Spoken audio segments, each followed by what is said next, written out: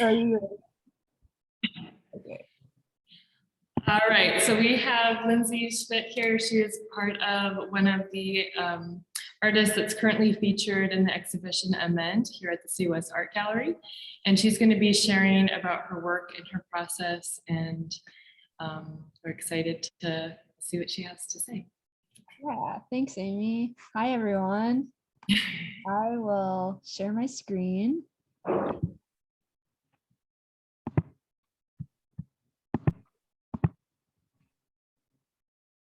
So my name is Lindsey Schmitt, and I'm a painter and a drawer. I am from Minnesota, and this is kind of a picture of me in my current studio situation. And some of those paintings on the wall or next to the wall are in the show.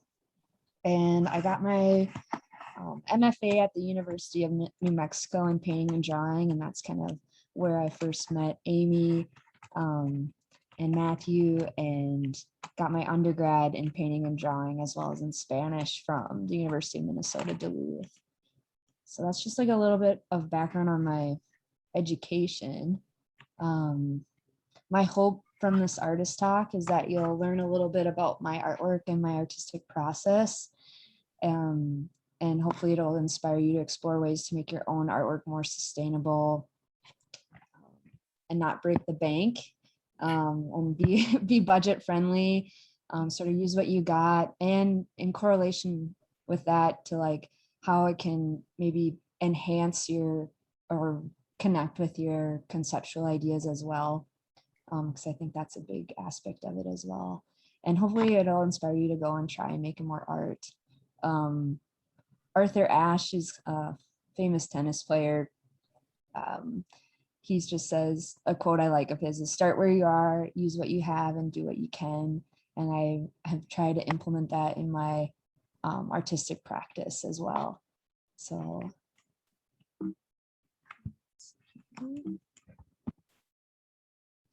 that's me where I am currently in Minnesota. I live really a few blocks from Lake Superior. It's pretty cold. And just to give you a reference of where I'm coming from in my environment right now. It's so cold. It's so cold. Yeah. It's supposed to be 67 degrees today.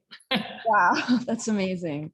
Yeah, there's like, I don't know, just ice everywhere. Some people, yeah, the Lake Superior adds a lot of wind as well.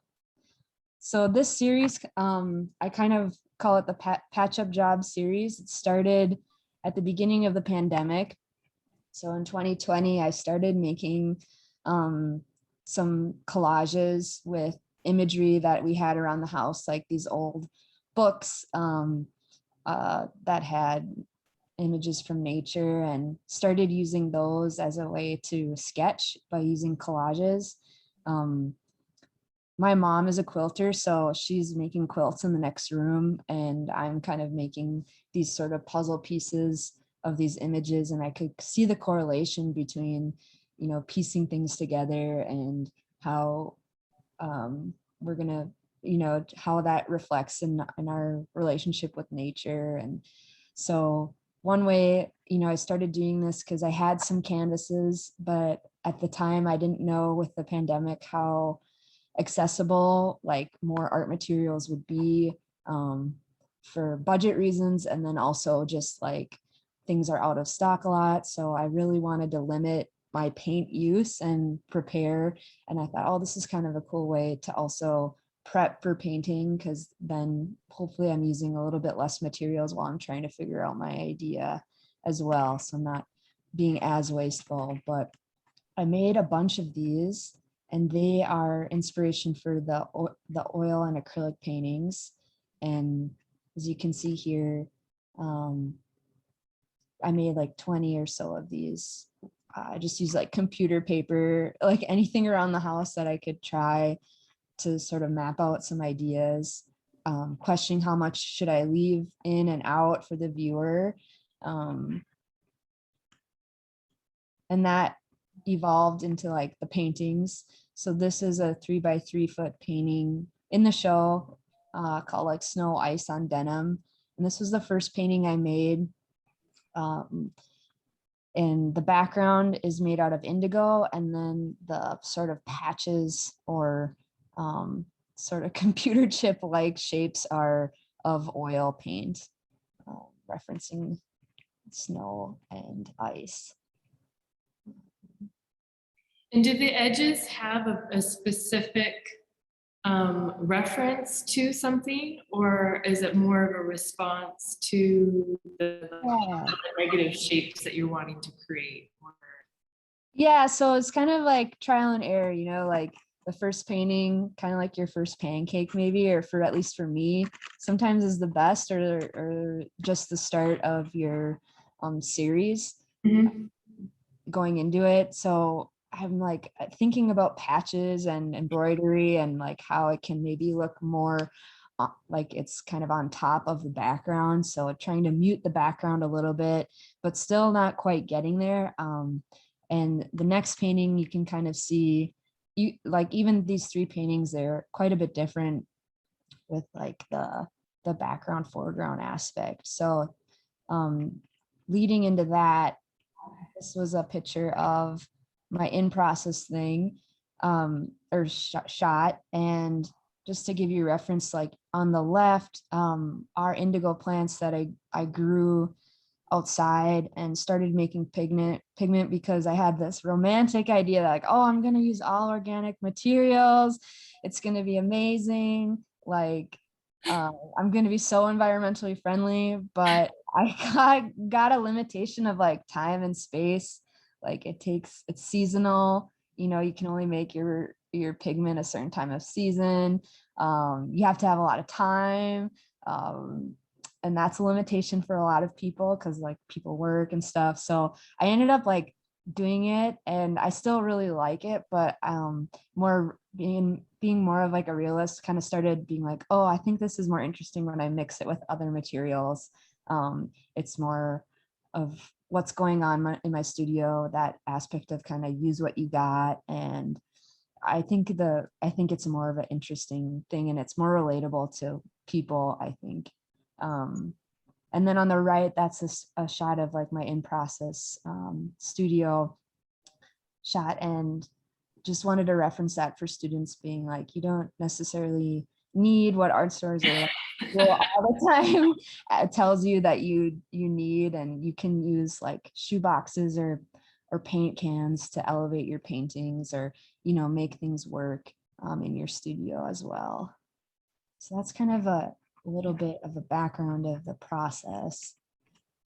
Do you feel like you're motivated by the, you know, essential part of being resourceful with what you have? I mean, do you feel like that's a good, like, Yeah, I think that like really is rooted in creativity. Like when someone, I don't know, cuts up a shirt and puts it on the bottom of a broom and now it's a mop type thing. I think that's clever. And I hope that like my art will continue to kind of go more in that direction. Like the indigo on the right painting, you can kind of see it. It's that sort of darker green streakiness in the background. That's where that indigo is. And then the oil and the acrylic are on top of that. And you have to be a little bit mindful and experimental with trial and error.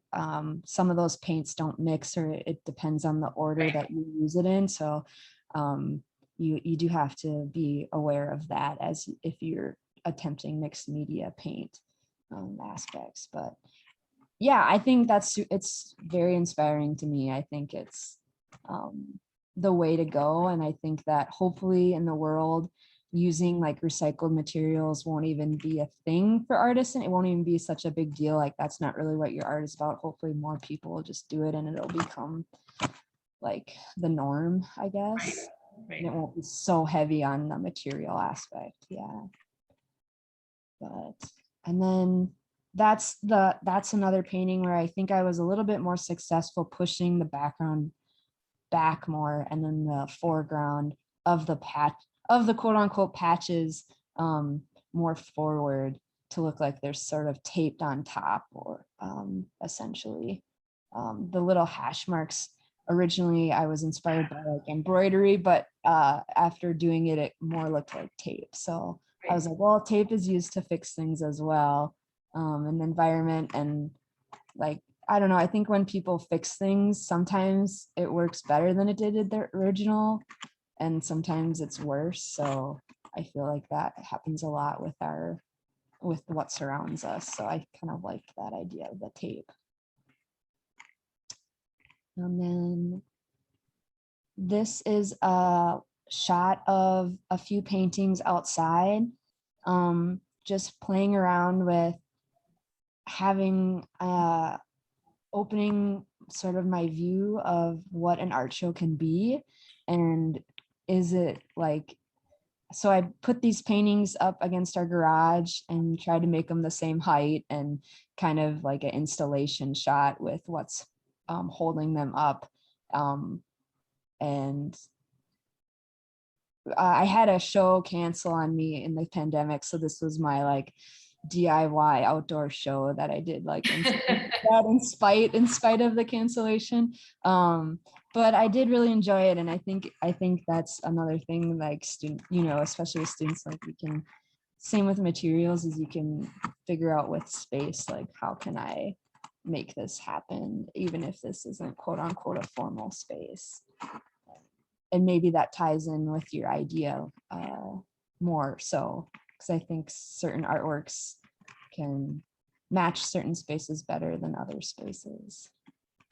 And do you feel like you do this also just in your studio, in your making process, like trying to get pieces near each other, but where you can see them from a distance to see how they're kind of talking to each other? Or Yeah, I think so. I think it's good to do that. If you have enough space for everything to be in visual conversation with each other, that's awesome. My space is a little bit smaller, so I could like maybe have the latest painting I did next to the one I'm working on, and then the other ones are like randomly like in the house. yeah. But yeah, I think that influences you, and it makes you think of like, okay, what do I want to bring into the next artwork? What worked, what didn't? Do I need to follow the same guidelines or rules that I made for myself with the previous one into the next one? Those are all good things to think about. I think especially as students, when you're having different assignments all the time with maybe different mediums or things, but you still want to do the same idea, or the idea is really important to you, so you keep coming back to it with different materials. And then also during the pandemic, I think, so those paintings were all based on like images that I found via pictures and like thrifted pictures, old books, magazines. But then I started being like, I think I want to make this series a little bit more local based. So I would go on daily walks and seeing the change, not only in nature on the walks through the seasons, because Minnesota, we see a lot of different evolution in nature with growth and death. Every season, I also noticed a lot of the trash in the ditches, like daily, like scenes of different things that you're like, you have this picturesque walk and you're like excited to see how the leaf turned a different color. And then you're like, oh, this mattress is here today and it wasn't here yesterday, sort of thing. So do you find that like reveal happens when the snow melts, that there's a bunch of stuff kind of, that too, yeah, layers of snow? Yeah, for sure. That definitely happens. The snow makes everything look cleaner than it is, and then it kind of hides things. But so this is a picture of like the stretch of like this ditch that I walked by every day. And so then I used that to inspire me for these sort of drawing series of more mixed media. And I think in these drawings, they're all 16 by 20 inches for size. And then the blue in this image is like painter's tape. And then you have some masking tape and seams. The paper is some old office folders that I used, piecing them together. And I thought piecing them together also was like a technical skill I knew how to do that matched my conceptual skill. And I think that's important for artists to try to figure out as much as you can about that. And seeing that sort of waste in the ditch also made me think of like, these oil paintings, I still really like to do them, but there's such an additive method to it, and it looks so perfect that if I really want to kind of have more of a patch up thing, there maybe needs to be more space of like what's not there, or kind of what's kind of funky about it, a little off about it, because that's what I was witnessing daily. Or even unexpected. I feel like the material of, like when we were installing these and the students and I were unpacking the pieces, we're like, oh, these are so lovely. And we're like laying them out. And then a student was like, is that masking tape? Is that blue like painter's tape? Yeah. And there was something so, I think, intriguing and exciting that the transformation of materials from something that you see or know or sort of experience as being so utilitarian and like it has like a very temporary purpose. And then I think what's so transformative is when we're being presented with it in this very like the attention to the contour edge of the forms, of the foliage, of the positive and negative shapes that are being created in the compositions. Like it seems so, considered and thoughtful, but also then feeling like, but this is temporary. Like, is this going to eventually down the line decay and decompose in and of itself, like in the frame, over time? So I think that's so exciting to see. That it's multi-layered in its actual form, and it's also multi-layered in its conceptual form. Yeah, those are some really great points, Amy. I think I was thinking kind of the similar, like what's temporary and what's not, because maybe that masking tape will outlive me, right? As well, but not, in the same format. But yeah, I originally started with the plastic bag because I just loved how fragile it was, but it was very hard to control the outline. And then looking around my studio, kind of being like, oh, I have this tape. I don't know, it's kind of cool. It's actually like leaving some outlines, being able to kind of identify the leaf shapes and leaving some spaces kind of torn or left away. I really enjoyed that, like letting go of that. Because when I first started these, they were very much like, more organized, and letting go a little bit, I think helps the composition be a little bit more interesting. Like leaving information left out is good too. So these are just, some more images. And then I tried to do some close-ups to show you the texture, because it's kind of rough. So I did kind of talk about, sewing them together. And I think that's important. It worked out to my benefit because that's kind of the theme I would do. But I mean, I think there's ways to be environmentally friendly with your studio process that doesn't necessarily have to be visual. Like maybe it's you buying recycled paper, or just being like, I have this idea and I have this, what you have in the studio already, and not buying more things doesn't necessarily, that could also be a form, instead of like having it visually represented in your work. For me, it just happens to be like the theme, so it works out really easily.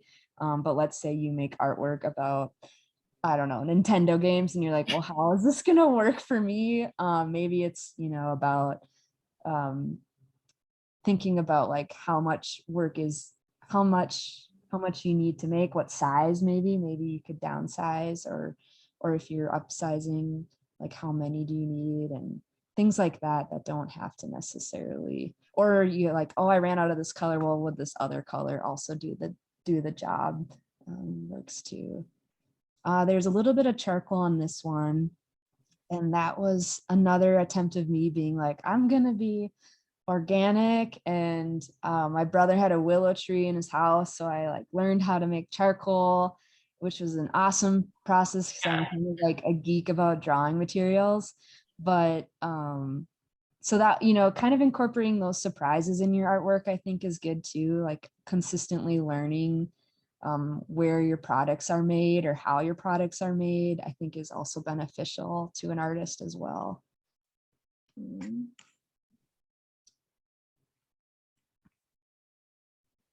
Just another close up.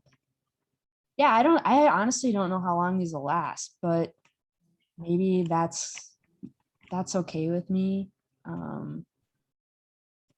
So I just wrote down, like, notice the differences in the mood of the drawings and paintings. I think there's a shift.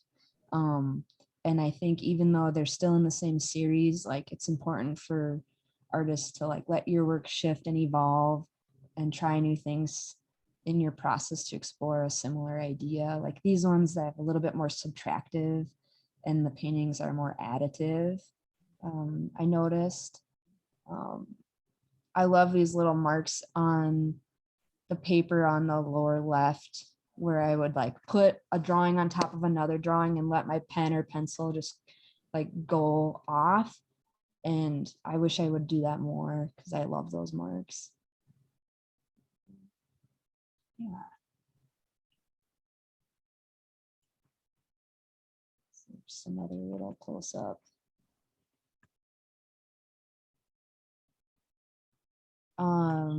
When you're working on these, are you working on like 6 of them at a time, or do you feel like you're kind of like one and then finish it and then start another one, or is it like 50 out? Like what's your because it's a more approachable scale or manageable scale, but I worked on like 3 or 4 at a time. And what I was excited about for this, because I knew that I'd be presenting to you all, and I knew I'd be maybe some students would hear and see this, is that I wanted to make it approachable for a student to be like, hey, I could do that too. I have access to materials similar to this, or these materials themselves. right. Really inspiring to me, and I'm like, oh, if I was a student, I would want someone to come in and like show me things that I have access to.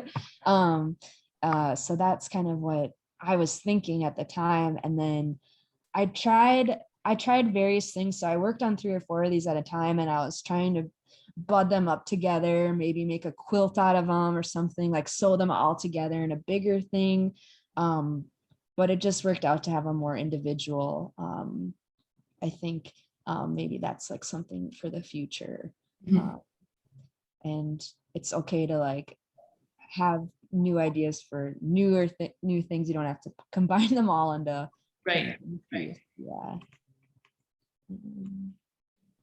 And then I just kind of wanted to end with like students being able to think of questions like how will you make your art more sustainable, or your artistic process, and how will you incorporate choices in your draftsmanship or like your art making that support your specific ideas. And also, how will you make your art and life healthy, balanced, and meaningful? Because I think that's one of my goals that I didn't really have in school. Like in school, I was like, go, go, go. And now I'm like, oh, I just need it to be all well-rounded. So think about that too. Yeah. So that's all I kind of have. That's the end of the slides. I think some questions that might be to get your perspective on, from your transition from like your early undergrad time period. Like, would you have ever anticipated that you'd be making the work that you're making now at that time? I don't think so. I really don't. Sometimes I think I have similar ideas, but then the output looks different. Where I'm like, oh, I made art about this already, or whatever. But then I'm like, well, it's fine. It's important to me, so I'm going to do it anyways. Right. That aspect, yes, but visually, I don't think you can really know, because at least for me, most of my ideas come through like mistakes of what I'm working on at the moment. Like, oh, next one I'm gonna have it this way or whatever. And I wouldn't have even known that unless I started the process itself. And do you feel like there was something that, you know, something in your academic experience that kind of prepared you for that openness to allowing your process to evolve and change? Or do you feel like you really struggle with like, you know, it must be like this, I have to make drawings that look like this? Like, was there a turning point that you feel like you're, you know, that Ooh, you're good more open to? question. Yeah, I think that I feel pretty lucky that I've met people that have like kind of taught me how to like filter art critiques in a Right. way that like, oh, that what someone said, that's beneficial. I want to try that. That's challenging. I think that's a good thing to consider. And then also being like aware that like, oh, that person just said to that because that's kind of the art that they like and not kind of what I'm going for Right. my own art. So I think I've run into a few people that have like sort of made me aware of filtering that, or also trying. And I think in art classes, art school, it's good you're always trying different techniques and stuff, but don't give up on one technique if you really like it. And then maybe, I don't know, let's say a printmaking class, you do all these different kinds of techniques and you usually have like one project for woodblock. And then you're like, oh, I had to work that week and I didn't do a very good job. Well, don't give up on woodcut because you know that one project didn't go well. Like, Right. just kind of how art school goes, like you just try a bunch of different things, but make sure you return to one's processes that you enjoyed, but maybe you didn't have the time to really explore a lot of. Right. Did you feel like there was any like materials that had a certain stigma to them? Like, oh, that's like child's materials, or like, um, I mean, Yeah. with drawing is always like, you know, being a drawing, you know, drawing based person myself, I think there's always like, oh, well, that would turn into a great painting, or like that would turn into a great sculpture. Or, I mean, did you ever feel like you sort of had to adapt or deal with that? Oh yeah, all the time. I mean, not now because like I'm not in school, but like in school it'd be like, oh, that would make a great screen print or that would make a good painting. And then I actually after grad school, I had an internship at High Point Center for Printmaking, which is in Minneapolis. And I was like the studio intern or whatever. And um, I like asked Cole Rogers, who's the master printer there, I'm like, hey, do you think you could like maybe sometime after work you could look at my drawings? And he looked at them and I was like, you know, being an intern, you have free access to make prints. So I'm like making all these prints there. And he's like, why are you making prints? Like, you're an emerging artist. You don't need multiples. You just need a lot of different things so people can like look at your work. Like, you don't necessarily, like, unless the multiples are part of your concept, like you should just keep drawing. And I was like, that's really good advice for an emerging artist. Like, it's like you just need as many images as you can. Like everyone's looking at your images on your phone. Like, really think about how big and how much time you want to make. Unfortunately, like unless you love the process of making big work, like people are going to look at it on the phone most of the time, especially with the pandemic. Right. So that was like really a good nugget to sort of ponder like with my art, but these paintings are a little bit larger. So I don't know, it's good to think about, you know, strategic wise, if you're like, maybe you're making a portfolio to get into a certain grad school or a undergraduate program, maybe it's better to make, you know, think about that sort of thing versus, oh, I need to have like 10 prints of this same thing, because the portfolio, they're only going to look at one print. Yeah, so but Yeah, I mean, drawing it. I always just like feel like I use a lot of colored pencil in my work, or like, you know, watercolor or graphite. And going through school, I always kind of felt like there was a stigma of like, oh, well, that's like colored pencils like for kids, or watercolors are for grandmas. So it it really wasn't until I felt more confident in the work that I was making. It's like, well, no, it needs to be these materials. That's what best communicates what I'm trying to communicate. Yeah, exactly. Or like I thought of that idea in the certain materials. It wouldn't make sense if I changed it to that Right. because that's how I thought of it. I think I use a lot of not in this series, but in colored pencils are kind of my favorite medium. And I when it kind of got trendy to have like adult coloring books, it kind of made me like question like, oh man, like does this drawing Right. look like a color? I don't know. And then I'm like, whatever. I like doing it. It's fine. It's fine. Well, I mean, I think that goes too, like, you know, through an academic path, a lot of times, like, you can't mix these materials together. So like in your case, you're combining oil paint and acrylic paint together. What are some of the, like, what was that turning point that said, you know, I need to like combine these together, or like, how do I control them in the same, on the same surface? Yeah, I think you have to do a little bit more planning to make it work. So like, and then I also feel like I'm trying to transition out of oil paints. Um, Even though they're really nice to use, I get headaches from the smell, so I'm trying to like transition out. So part of it is like me not buying any more of them and then using them. They're just so good. They're just so nice to use. Though I really like using them. And then usually you can put a oil on top of acrylic, but it's hard to put acrylic on top of oil, I've found, depending on your paint conditions. The acrylic can crack.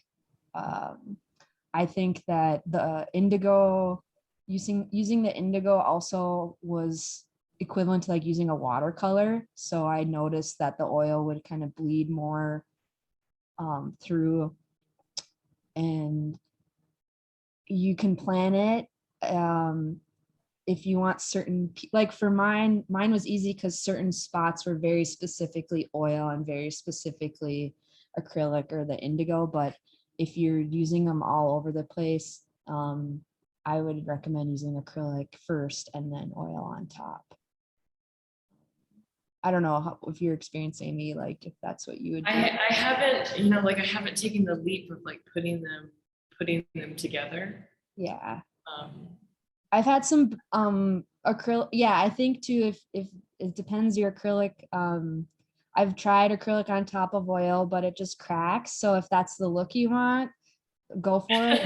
But maybe it fits a theme, but it's a little bit uncontrollable and it doesn't absorb really on the canvas. It'll just kind of do that like water splotchiness. yeah. And then for paper, like I recommend like exploring different types of light cardboard or folders that we don't really use that much anymore because a lot of our things are digital. I found like office folders are really fun to draw on. They're really smooth and they can like take a lot of pressure. So that's kind of cool. And I'm hoping to use more of those in my work in the future. And then it's like smoother than BFK, but um, as thick as it, I guess. And Yeah. I learned that more because I was teaching these elementary students for a year and we had like very limited supplies. So I think some of my thinking has been based for sustainability has been based also in relationship to being an art teacher and like not having a budget and being like, how can these kids still make art and feel like they're artists and not just like making crafts and, or I shouldn't say crafts, but like, you know, like how they can feel special about the materials that they're using. Right. So we would be like with Crayola markers and they dried up, we would, if this is a cool tip, like if you have a Crayola marker or any marker in general, if it's dry, you can put it in a little glass of water and the rest of the ink will go down and you'll make your own watercolor solution. Oh, So, that's yeah, I did that a lot. And I was going to do it for this body work, but it didn't take to the paper as well. So that's why I excluded it. But things like that are like, using folders for painting for, or whatever. But Right. I think teaching art in a public school setting, you find those limitations and you just kind of have to work around them. So lastly, I think one of the last questions I would like to ask you is more on like your experience of moving away from home. I think many of our students here, they're finishing their community college and it's just deciding to continue their academic studies to finish the undergrad elsewhere. We don't have a four-year university directly here in our town. There's some in closer proximity, but that idea of deciding like, do you pick up and move to continue those studies, or like in your case, you left and you've gone some other places and then have since sort of came full circle. What do you have any advice to share from that experience, or anything that is, anything that you'd like to contribute to that?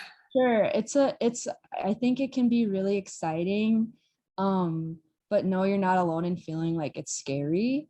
And that's something that I don't think gets like shown as much. It is kind of scary. And maybe you have like your art mentor at your community college, and then you're like, oh, who am I gonna like fit in with? And it's gonna like kind of play that role. And I felt that way in grad. I had a really good art mentor in undergrad, and then my first year of grad school, I was like, I don't know about any of these faculty. But then you kind of get to know them, and then you kind of figure out, who to go to. But it's hard, but it's really worth it. You get to see so much more and experience so much more and meet new people and see new art. And it can be as temporary as you want it to be. Right. I say go for it. And if someone tells you no, like, I don't know, make that hater your motivator, I guess. If it's something you really want to do, like be scrappy and use your resources and talk to faculty that are already in your life that support you and your dreams, and see how what advice they have to give you as well. Right. Like I had a friend who was in undergrad with me, and we both did studio art and painting and drawing, and I went to grad school, and he hated school but still makes really rad art, but like school was just not his path, and he knew that about himself, and he was like, I'm not, so there's lots of different ways you can do it. Just kind of like, what do you want to do, and like make it happen. Right. Yeah, it's hard, but it's worth it. That's my short version. And everything is temporary. Yeah. Everything can be handled because it's temporary. And maybe, I guess maybe your first semester, like try to think of some things before you go that you're interested in making, because that first semester in a new place goes really fast. So maybe have some ideas started to prep. But yeah, thanks so much, Amy. Well, thank you so much for sharing about your work, and we'll have this recording available for everybody. So cool. Awesome. See you. Yeah. Some extra credit. Yeah, for sure. All right. Well, I'll let you go and take care. And will the other talk be recorded as well? Yes, it will be. Okay. I'll make sure to listen to it. Okay. All right. Bye.